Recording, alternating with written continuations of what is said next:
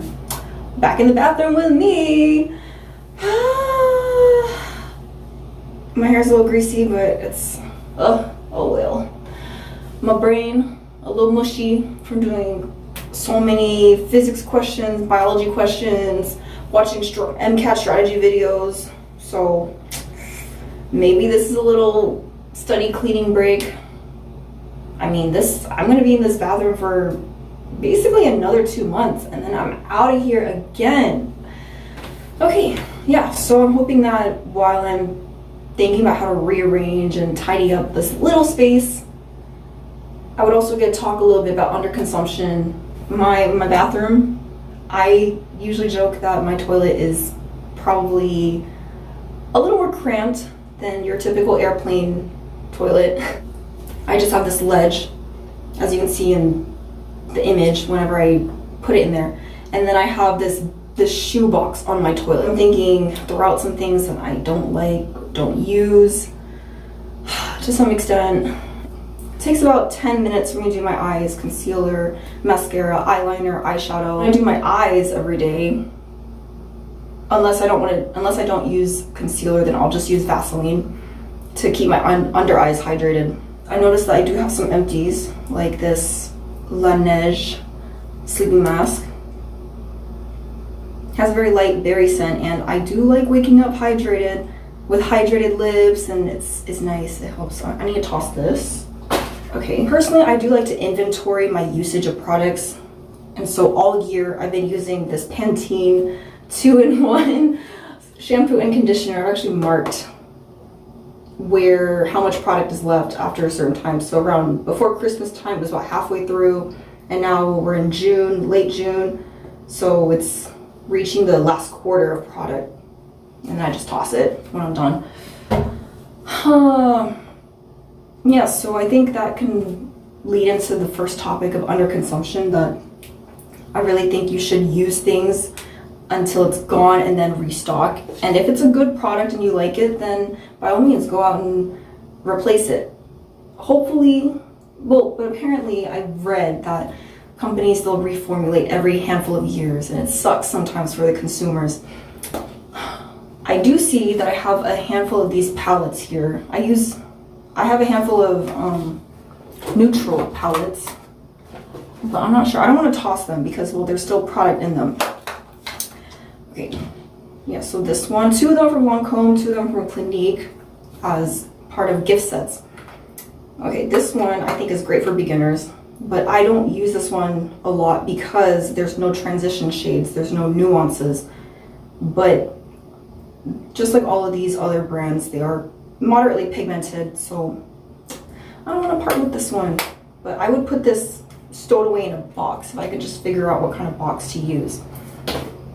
Okay, these 2 from Clinique. This one's a newer edition. This one's browns. I love strawberry fudge. I think Clinique introduced me to the concept of strawberry fudge eyeshadow combos, and that's what I use first before I apply my eyeliner. So this one I definitely going to keep on deck in my shoebox on my toilet, I suppose. This one is on the smokier moonlight smoky eye type of deal.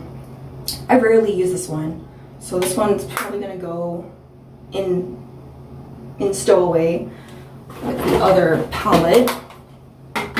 Okay, and then this one I use every day. Look at this, it's glittery.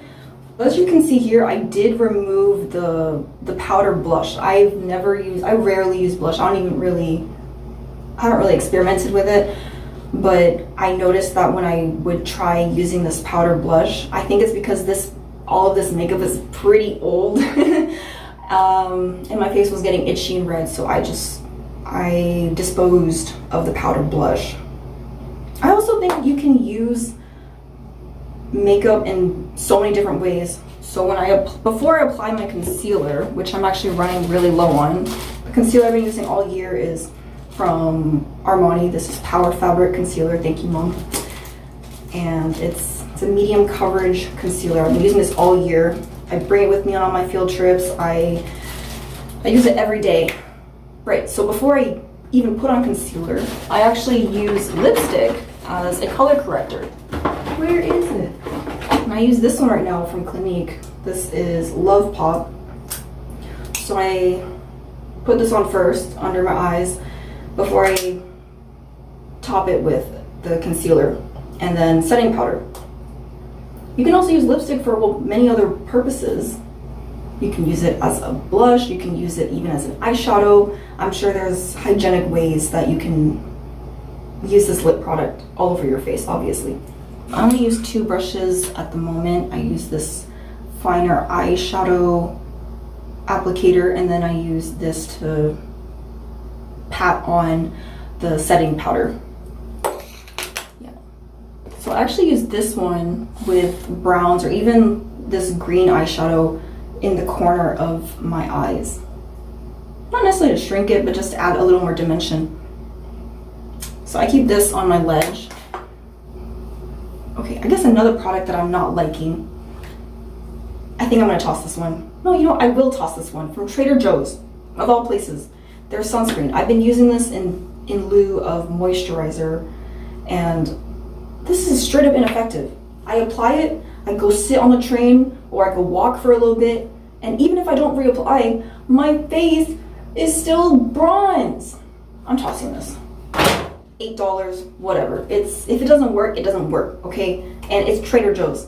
I think it's a miracle that I even got halfway through that tube. Okay, so I need to find a different sunscreen or even a moisturizer. I don't even know if I want to get the best of both worlds with that. Whoa, these hand creams? Whoa, I don't even use them. I could do that. Or I could put this primer in there too.